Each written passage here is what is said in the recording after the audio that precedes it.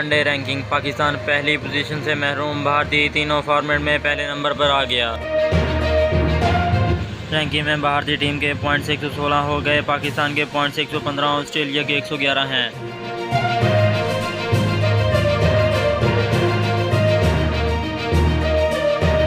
ہندوستان نے جمعہ کو موہالی میں پہلے او ڈی آئی میں زبردست کھیل کا مظاہرہ کرتے ہوئے آسٹریلیا کو 5 وکٹوں سے شکست دے دی۔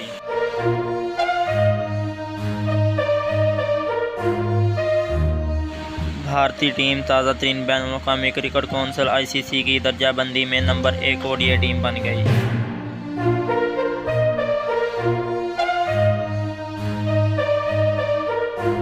بھارت نے اپنی شاندار جیت کے ساتھ پاکستان کو اپنے ٹاپ پوزیشن سے بچھاڑ دیا، جبکہ پاکستانی ٹیم جو ڈسیبل پوائنٹ پر بھارت سے آگے تھی، دوسرے نمبر پر چلی گئی۔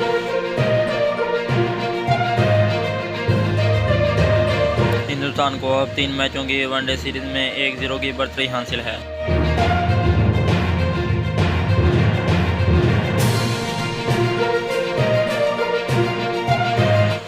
دونوں ٹیمیں کرکٹ ورلڈ کپ 2023 میں شرکت کرنے سے قبل مزید 2 بار آمنے سامنے آئیں گی۔